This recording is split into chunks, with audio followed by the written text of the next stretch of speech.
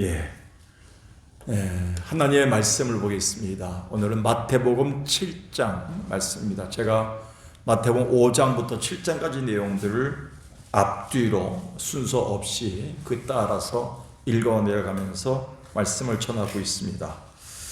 마태복음 7장 1절에서 12절까지의 말씀을 교독하겠습니다. 마태복음 7장 1절에서 12절까지의 말씀입니다. 비판을 받지 아니하려거든 비판하지 말라. 그 비판으로 너희가 비판을 받을 것이요 너희가 헤아리는 그 헤아림으로 너희가 헤아림을 받을 것이니라. 어찌하여 형제의 눈 속에 있는 티는 보고 내 눈 속에 있는 들보는 깨닫지 못하느냐.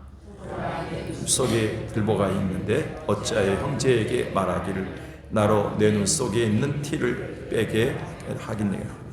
외식하는 자여 먼저 내 눈 속에서 들보를 빼아라. 그 후에야 밝히 보고 형제의 눈 속에서 티를 빼리라.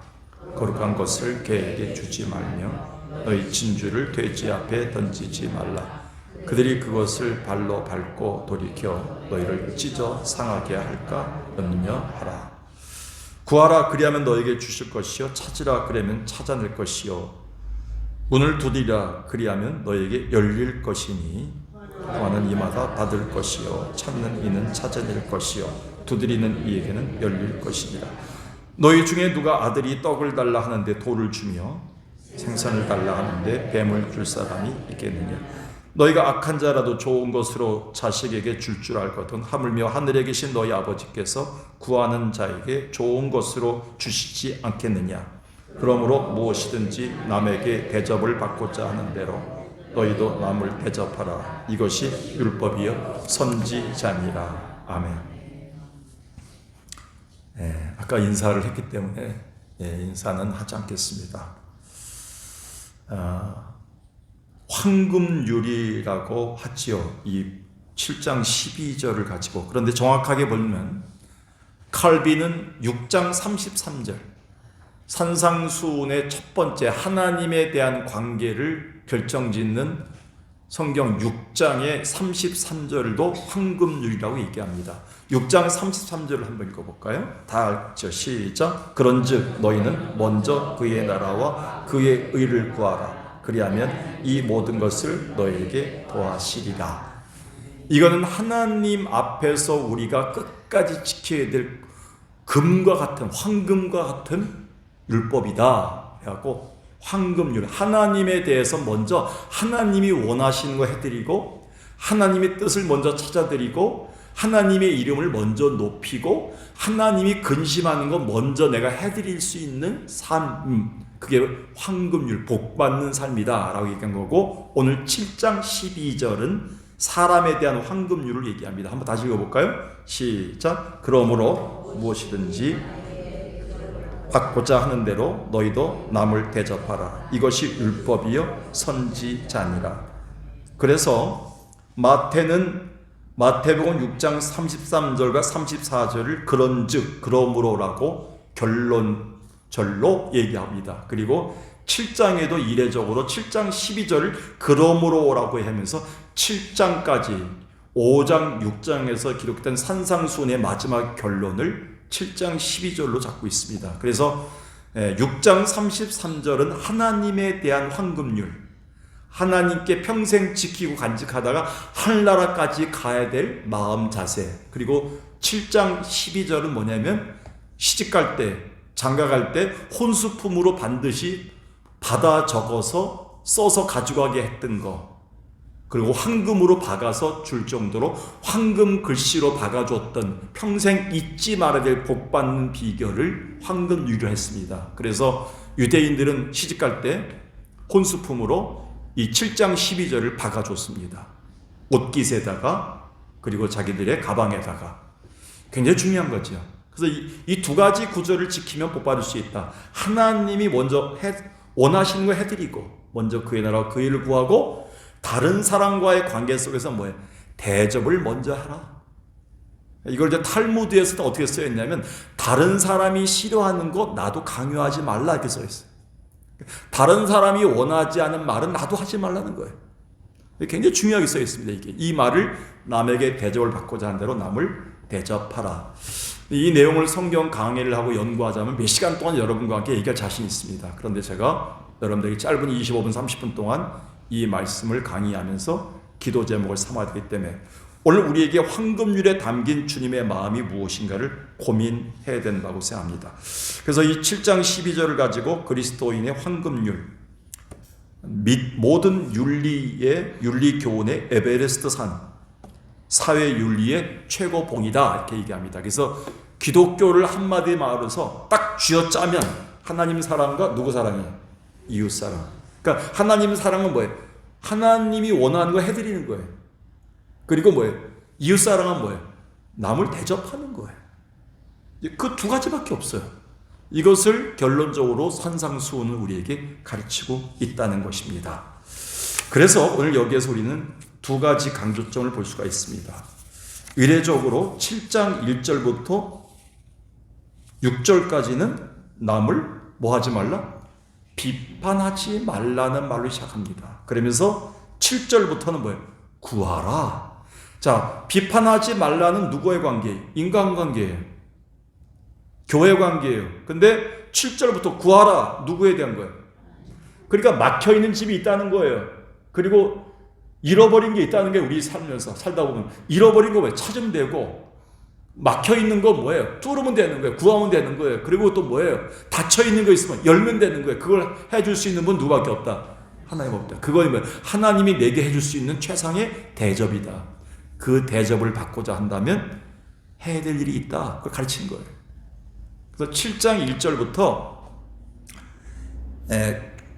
6절까지는 남을 비판하지 말라. 7절부터 11절까지는 하나님 앞에 기도하라라고 써 있는데 연관되어 있다는 거예요. 기도의 성결 조건은 올바른 인간관계에 있는 사실을 다시 한번 되새겨줍니다. 우리는 서로를 비판하게 되면 올바른 인간관계를 유지할 수 없다는 사실입니다. 이것은 어디에 영향을 끼칠까요? 기도 생활에 막대한 영향을 끼칩니다. 제가 이제 옛날에 우리 성도들은 그런 일이 없지만 옛날에 저희 설교 전에 저희 방을 들어오셔서 목양실에서 굉장히 불만을 막 쏟아내는 분이 있었어요. 교회가 이러면 됩니까? 목사님 왜 이렇게 합니까? 왜 지난주에 우리 애가 교회 왔는데 안식도 안 하셨습니까? 이 교회 떠나고 싶습니다. 근데 그런 상태로 교회에 와서 설교를 못 하겠더라고요. 제가 2부 때 너무 힘들더라고요. 그래서 제가 올바른 인간관계가 전제되지 않는 하나님 앞에서의 설교와 기도와 예배는 이루어지지 않는, 이걸 이미 어디서 말씀하셨어요? 산상수훈 초반에 얘기했어요. 5장 보겠습니다. 5장 21절. 5장 21절에 보니까 21절부터 26절까지를 한번 교독해 보겠습니다. 중요한 겁니다. 마태복음 5장 21절, 26절. 집에 계신 분들도 성경을 보셔야 됩니다. 옛사람에게 말한 바 살인하지 말라. 누구든지 살인하면 심판을 받게 되리라 하였건 너희가 들었거니와 형제에게 노하는 자마다 심판을 받게 되고 형제를 대하여 나가라 하는 자는 공회에 잡혀가게 되고 미련한 놈이라 하는 자는 지옥불에 들어가게 되리라. 그러므로 예물을 제단에 드리려다가 거기서 내 형제에게 원망 들을 만한 일이 있는 것이 생각나거든 예물을 제단 앞에 두고 먼저 가서 형제와 화목하고 그 후에 와서 예물을 드리라. 너를 고발하는 자와 함께 길에 있을 때 급히 사화하라. 그 고발하는 자가 너를 재판관에게 내어주고 재판관이 우리에게 옥리에게 내어주어 옥에 가둘까 염려하라. 진실로 내게 이르노니 내가 한 푼이라도 남김이 없이 다 갚기 전에는 결코 거기서 나오지 못하리라. 어떤 목사님이 26절 가지고 돈 구워주지 말라, 돈 갚아야 된다 이렇게 설교하셔서 깜짝 놀랐습니다. 이거 그 내용이 아니죠. 사람과의 관계, 인간과의 관계 속에서 자꾸 뭔가 마음에 캥기고 해결하지 못할 일이 있으면 예배를 받지 않는 기도 생활에 영향을 끼친다는 겁니다. 여기서 특별하게 21절에 살인하지 말라 이 말을 예수님이 다시 반복했으면서 이건 사람을 육체적으로 죽이는 게 아니라 뭐예요? 비방하는 거, 욕하는 거, 미련한 놈이다, 라가다 이럴 때 저게 뭘 알아? 저 미련한 놈, 이렇게 얘기하는 것조차가 뭐예요? 심판을 받는 사람을 죽인 거라는 거예요. 마지막 천국에 가서 또 마지막 날에 심판대 앞에 섰을 때 우리는 뭐예요? 살인죄에 해당할 수 있다는 사실을 분명히 얘기하고, 제물을 드리려 하다가 형제에게 그것이 생각날 때는 먼저 해야 될 일이 있다. 이 문제를 해결하라 라고 미리 말씀해요. 그 말씀을 다시 7장에 와서 기도 문제를 꺼내기 전에 거론하신 것입니다. 굉장히 중요합니다, 이게. 그래서 우리는 기도를 통해서 하나님과의 풍성한 축복을 기대할 수 있다는 사실을 얘기합니다. 은혜의 보좌 앞에 하나님이 나를 풍성히 대접할 것을 기대한다면, 우리가 기도할 때 뭘 기대합니까? 하나님 우리 가정에게, 우리 자녀들에게, 우리 교회에게 풍성하게 대접해 주시기를 기도합니다. 그 대접을 받기 원한다면 뭐예요? 눈에 보이는 형제에게 먼저 비판하고 원망하는 문제를 해결하라는 거예요. 이 말씀은 누구에게 주셨을까요? 그 당시에 바리새인들, 서기관들, 똑똑하다고 하던 자들에게, 그리고 제자들에게 준 말씀입니다. 특히 그 당시 사회를 장악하던 강력한 종교가 뭡니까? 바로 바리새인들의 종교예요. 바리새인들의 종교는 하나님을 믿는다면서도 뭐예요? 율법주의 종교예요. 율법에 어긋나면 뭐예요? 다 정죄하는 거예요. 그러니까 율법의 종교, 정죄의 종교, 바리새인의 종교가 뭘까요? 내가 옳고 너는 다 잘못됐다는 거예요. 옳고 그름이에요. 성경에 하라, 하지 말라만 가지고 온 거예요. 그러니까 하라, 그거 하라는 것을 하지 않으면 뭐야? 다 죄가 되는 거예요. 하지 말라는 거 하면 또 죄가 되는 거예요. 그렇게 사람을 평가할 때 율법 종교, 다시 말해서 바리새인의 잘못된 종교에 빠질 수 있습니다. 그런 사회 속에서 정죄 문화가 싹텄죠. 그래서 바리새인들이 장악하는 그 당시에 제도권 속에서는 뭐예요? 정죄의 문화만 빼었어요. 여러분, 어느 교회 가보면요, 정죄하는 분위기의 교회가 있어요. 저도 경험한 교회가 있습니다. 성경 박사들만 앉아있어요. 너무 똑똑한 사람은 성경 공부를 얼마나 하는지 몰라요. 그래서 초급반, 중급반, 고급반, 그 끝나서 할 게 없으면 뭐예요? 지도자반,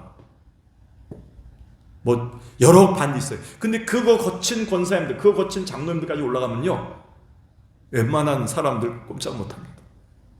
너무 성경 박사들이에요. 그리고 거기다 또 40일 금식기도까지 한 사람도 있어요. 오늘 실력합니까? 그런 교회는요, 새벽기도 한 번 안 해도, 수요일 한 번 안 나와도, 11조 한 번 안 해도, 예배 한 번 빠져도 뭐예요? 감기 한 번 걸려도, 몸이 아파도 정죄합니다. 기도 안 했구나, 뭔가 잘못했구나 하나님 앞에.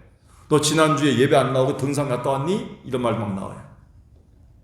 무섭습니다. 이런 정죄 문화가 2000년 전에 바리새인들의 종교 속에서 있었다는 거예요. 사두개인들 속에서. 주님은 그걸 보면서 우리에게 비판하지 말라 했어요. 그럼 여기서 정리하겠습니다. 먼저 우리가 오해를 시정해야죠. 비판하지 말라는 말 속에는 잘못된 오해가 있습니다. 이건 분별하지 말라는 의미가 아닙니다. 자, 이제 다음을 공부하겠지만 그 13절부터 7장 13절부터 보면 좁은 문으로 들어갈 것이냐, 무슨 문? 넓은 문이냐, 그리고 좋은 나무가 될 것이냐, 나쁜 나무가 될 것이냐, 그리고 뭐예요? 너희가 반석 위에 집을 질 것이냐, 뭐예요? 모래 질 것이냐, 다 뭐예요? 우리가 뭐 하는 문제? 분별해야 돼. 그러니까 분별하는 걸 해야 돼. understanding. 그리고 우리가 뭐예요? 그걸 구별할 수 있어야 돼요. 그래서 옳고 그름을 분별할 수 있는 것은 뭐예요? 영을 분별하는 것과 똑같습니다. 이게 하나님의 영인지 악마의 영인지를 분별하는 건 반드시 해야 돼. 하나님의 지혜가 필요해요. 그래서 우리는 지혜가 부족할 때 하나님께 구해서 분별할 수 있는 지혜를 받는 거예요. 그런데 비판하지 말란 말은 틀려요. 비판하지 말란 것은 뭐냐면 우리가 분별하는 것을 넘어서서 이것은 뭐냐면 크리네데, 헬라어로 크리네데에서 크리노라는 말이 나왔어요. 크리노가 저주, 정죄예요. 이 말이 언제 쓰였을까요? 크리노가 쓰였던 그 용례가 있습니다. 성경적 어원에서 재판석에서 재판관이 마지막으로 판결 내릴 때 크리노라고 얘기합니다. 그러니까 우리 일생을 살면서 순간순간 구별하고 분별하는 게 아니라 마지막에 마지막으로 한 번 부정시제로 쓰였어요. 부정시제. 이게 부정시제로 쓰였기 때문에 단 한 번 내렸다는 거예요. 크리노란 말은. 그래서 한 번 비판을 하는 거예요. 한 번 딱 정죄하는 게 있어요. 누가 할 수 있을까요? 마지막에 누가 할 수 있어요? 누구만이? 하나님만이 할 수 있는 권리를 우리가 침범하지 말라는 뜻이에요. 분별은 해야 돼요. 우리 교회가 성경 공부 더 해야 되겠다. 우리 한국 교회는 오늘날 잘못돼 가고 있다. 바로 해야 돼요. 구별을 해야 되고 분별해야 돼요. 그런데 우리는 뭐냐면 하나님이 할 수 있는 정죄. 저 사람은 지옥 갈 거다. 저 교회는 안 돼. 저 목사님 문제가 있어. 그리고 저 집사님은 돼도 안 될 거야. 뭐가 되겠어? 이런 정죄 문화, 그리고 판단의 문화는 하나님에게 맡긴다는 뜻이에요. 크리노란 뜻이에요. 그리고 또 한 가지 뭐냐면 판단과 형벌을 가하는 그 징벌을 얘기할 때 판단이란 말, 비판이란 말이 나옵니다. 판단과 형벌을 가하는 것을 갖다가 비판이라고 얘기합니다. 우리를 판단하고 마지막까지 형벌을 내리실 분은 창조주 하나님만이 할 수 있는 일이다. 최후 결정이다. 그래서 판단은 하나님의 자리에서만 가능한 신적인 의지와 신적인 자리에서만 가능한 그 행위가 뭐예요? 비판인 비판. 비판은 분별하고 틀립니다. 우리는 비판을 하는 것은 굉장히 위험합니다. 제가 그래서 늘 강조하잖아요. 저 교회는 문제가 있구나. 그건 우리의 판단 권리가 아니에요. 저 목사님 문제고, 하나님이 쓰고 있는 목사님을 함부로 얘기할 수 없어요. 저 권사님은 좀 문제가 많아. 아니에요. 하나님이 아직도 살려주시고 생명 주시고 지켜주시는 권사님을 함부로 판단해서 안 돼요. 이건 정확해야 됩니다. 우리가. 자, 비판의 결과가 뭘까요? 그러면 비판의 의미를 아는, 비판의 결과는 뭐예요? 악영향을 끼칩니다. 1절, 2절 다시 보겠습니다. 비판을 받지 않으려거든 비판 뭐예요? 하지 말라. 너희가 비판하는 그 비판으로 너희가 또 비판을 뭐예요? 받을 것이요. 너희 헤아리는 그 헤아림으로 너희가 헤아림을 받을 것이다. 자, 비판은 하게 되면 뭐예요? 비판이 어떻게 되면 다시 내게 돌아옵니다. 비판의 악순환. 악순환 때문에 안 되는 거예요. 여러분 경험해 보셨죠? 여러분은 그렇지 않은데 식광교회 가보면 어느 권사님이 얘기를 해요. 그게 거기서 끝날까요? 또 돌아와요. 내게 욕으로 돌아옵니다. 그 비판이 배가 돼서 나한테 돌아옵니다. 굉장히 중요합니다. 이거. 악순환 때문에 악순환. 교회는 악순환이 돼서 선순환이 돼야 돼요. 아름다운 봉사, 섬김, 아름다운 미담들이 자꾸 돌아다녀야 돼요. 저 목사님은 너무 잘하더라. 저 집사님은 저런 걸 잘하더라. 미담이 선순환돼야 되는데 악담이 선순환되면 안 돼요. 악순환되면 안 돼요. 저 집사 때문에 저 집사 어제 지난주 어디 갔다 왔죠? 권사가 지난주에 뭐 했는데 그냥 문제가 많더라. 저 어떻게, 이거는 그대로 돌아옵니다. 내게 돌아. 내가 그런 사람이 돼버려요. 성경은 그걸 얘기하고 있어요. 내게 받을 것이다. 네가 똑같은 계산을 치를 것이다. 이렇게 얘기합니다.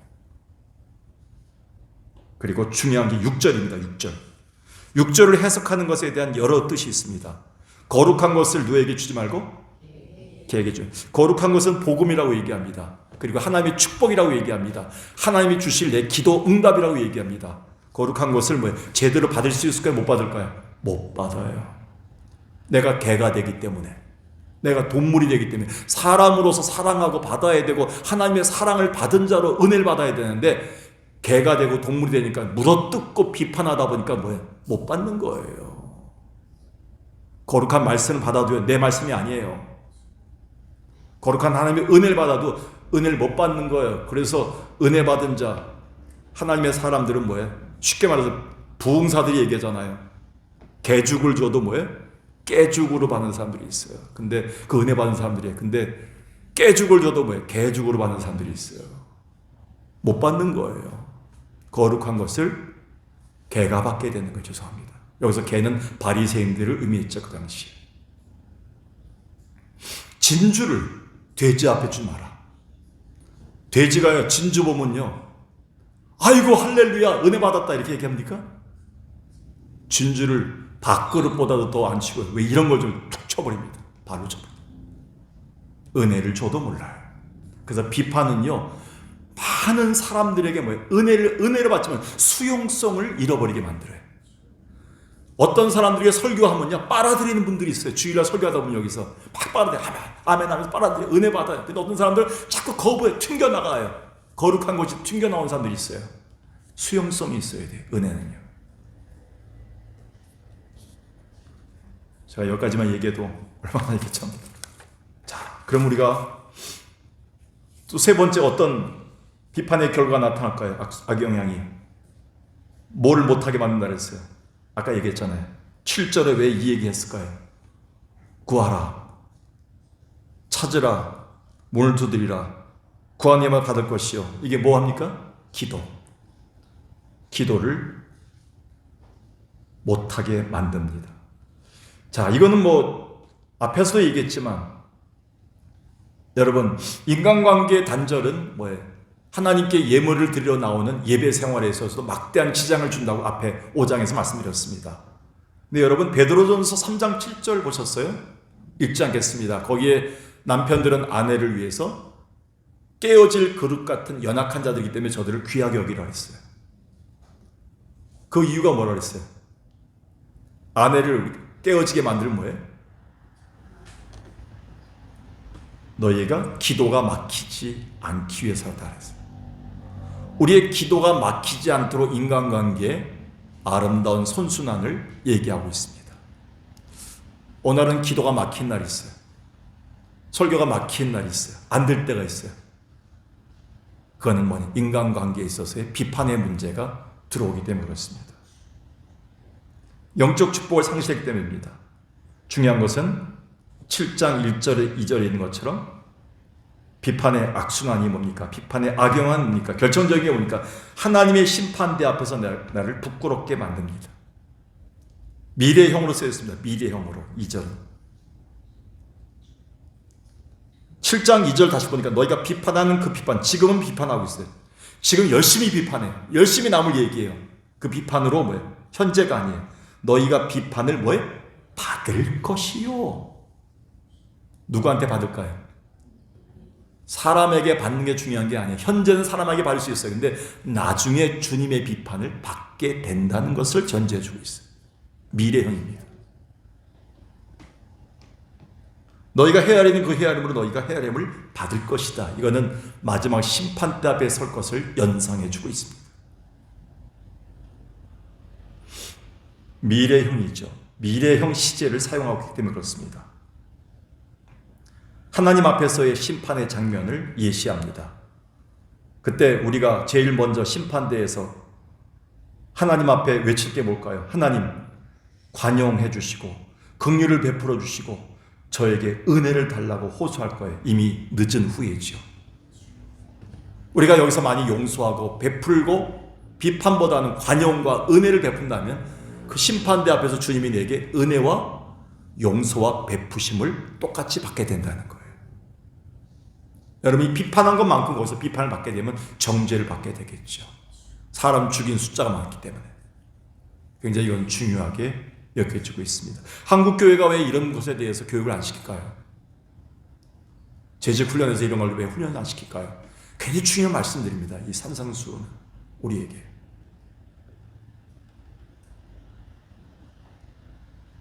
오늘 마지막으로요. 그렇다면 시간이 아쉽지만 어떻게 비판하지 않겠습니까?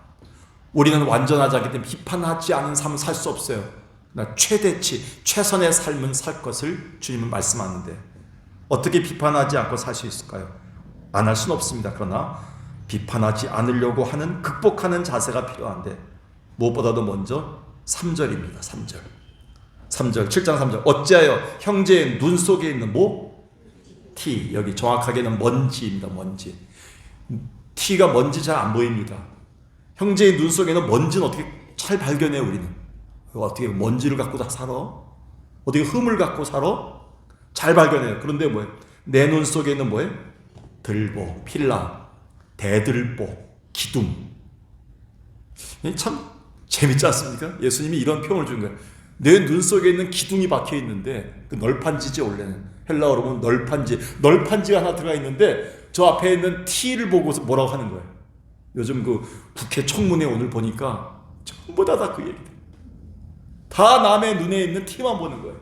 근데 자기 널판지는 보는 사람이 없더라. 굉장히 중요하죠. 자아 성찰의 삶. 먼저 내 눈 속에 있는 들보를 깨닫는 자기 성찰의 삶을 살 때 가능합니다. 비판의 상황이 올 때마다 먼저 나는 어떤가를 고민해야 됩니다. 형제가 잘못할 때마다 나도 똑같은 사람이다. 내가 기도하지 못해서 저렇게 됐구나라는 생각을 가져야 됩니다. 자아 성찰의 마음이에요. 헬라인들에게 전해오는 얘기가 있습니다. 인간은 두 개의 주머니를 갖고 산답니다. 앞주머니에 뭐예요? 앞주머니는 남의 허물을 집어넣는 주머니가 있습니다. 뒷주머니 누구의 허물? 자기 허물. 그러니까 뭐만 보이는 거예요? 남의 허물 집어넣는 주머니만 보이지 내 주머니는 항상 숨어 있는 거예요. 잘 집어넣지 않게 돼요. 헬라인들에게 있는 아주 유머적인 이야기지만 두 가지 주머니를 갖고 산다, 인간은. 남의 허물을 집어넣는 주머니 앞에 있고, 뒤에는 뭐냐면 내 허물만 집어넣는 주머니인데 앞에 것만 집어넣게 된다는 겁니다.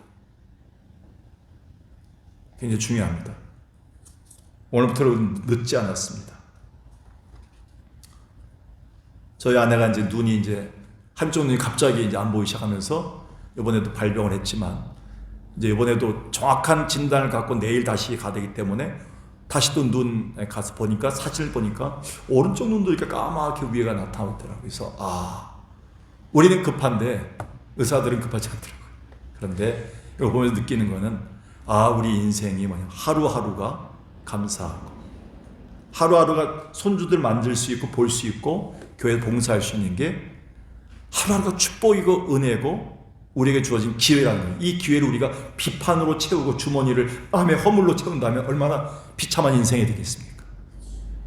감사함으로, 축복으로 은혜를 채우게도 부족한 세월을 살게 됩니다. 누가복음 9장 51절 이후에 보니까 사도 요한이 하지 못할 욕을 합니다. 아주 심한 욕을 합니다. 유대인들에게 있어서. 왜냐하면 사도 요한이 예수님의 명령을 따라 사마리아 땅에 가는데 사마리아 사람들이 예수를 푸대접하는 거예요. 그리고 박대하는 거예요. 예수님을 갖다가 자기들. 그때 사도 요한은 성질이라는 혈기가 성질이 팍 나면서 뭐예요? 하늘에서 불을 내려 주옵소서. 불벼락을 맞게 하옵소서 사마리아여, 이렇게 얘기합니다.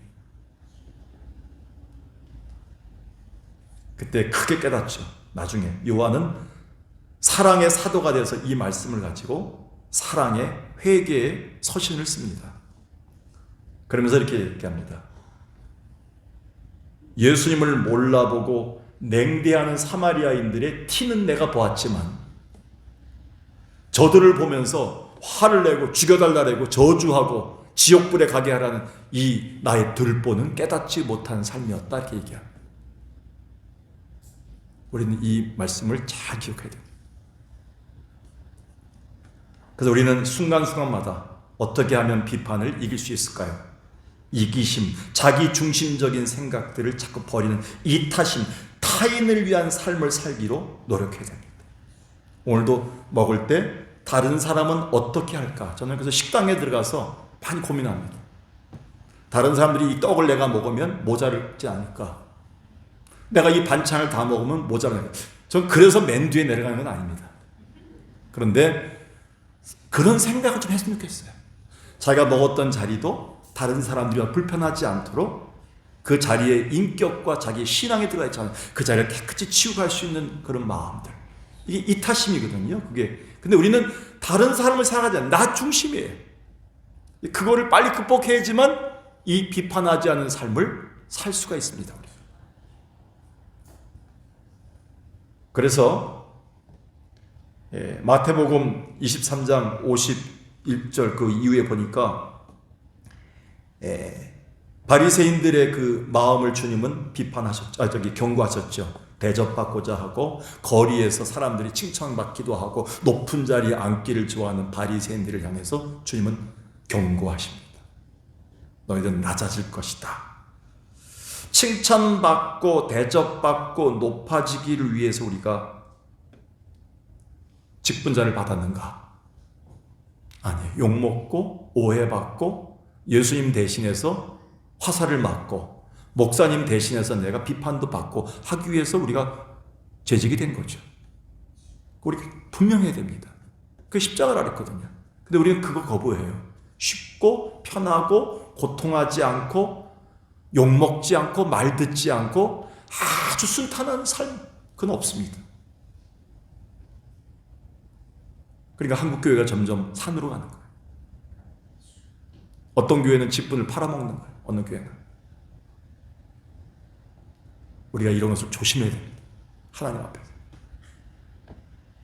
그래서 우리는 타인의 입장을 바꿔놓는 생각. 기독교는 뭐예요? 무슨 종교예요?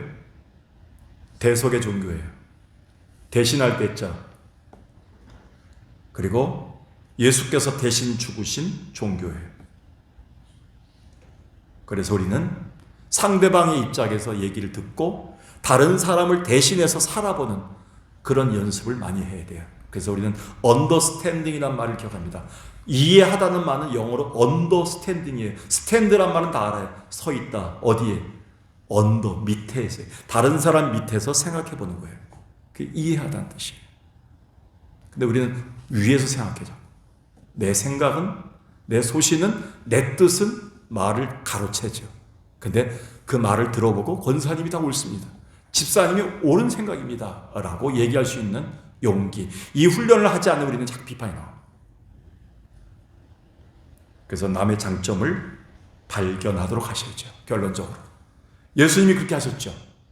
예수님은 덤벙덤벙대고 3번이나 예수 부인할 거고 칼을 막 빼서 막 그냥 칼로 그냥 남의 그냥 귀나 자르고 막 그런 베드로를 향해서 뭐라고 불렀어요? 너 베드로가 아니다. 내 이름이 시몬이 아니다. 뭐라 했어요? 게바라라. 게바가 뭡니까? 베드로라. 베드로가 뭡니까? 반석이다. 초대교회 네가 기초가 될 것이다. 미래를 내다봤죠. 여러분, 요한복음 1장 47절에 보니까 빌립이 자기 친구 나다나엘에게 얘기했어요. 예수님을 만나게 될 것이다. 메시아가 오셨다. 그러니까 그가 어디서 태어나니? 나사렛에서 오셨다. 그러니까 나다나엘이 뭐라 그랬어요? 아주 그냥 말을 함부로 했어요. 어떻게 나사렛에서 그런 사람들이 나올 수 있어? 말도 안 돼. 그 나사렛 촌동네에서 무슨 메시아가 나와 이랬어요. 근데 예수님이 나다니엘을 찾아서 딱 보자마자 아이고 이스라엘 중에서 너같이 착한 사람이 없다. 간사한 것이 하나도 없구나. 네가 인자가 하늘과 땅을 오르내리는 것을 보게 될 것이다. 하늘이 열리는 걸 볼 것이다. 이렇게 축복을 해줍니다. 나다니엘이 완벽했을까요? 주님은 미래를 보고 말씀하셨어요. 오늘 우리가요, 남을 비판하지 않고 할 수는 없어요. 그러나 우리 훈련은 해야 돼요. 정리합니다. 어떻게 알았어요? 우리가 할까요? 자신의 눈에 있는 들보를 먼저 돌아볼 수 있는 성찰을 자꾸 해야 됩니다. 그리고 이기심을 버린 자기중심적 사상을 버려야 됩니다. 그리고 타인의 입장에서 생각하는 훈련을 자꾸 해야 됩니다. 그리고 남의 장점을 발견하고 그거를 높이는 훈련을 많이 해야 됩니다. 그럼 우리는요, 얼마든지 하나님 앞에서 주님 닮은 자로서 천국에 입성할 수 있는 귀한 자들로, 주님의 귀한 사람으로 거듭날 줄로 믿습니다. 살아계신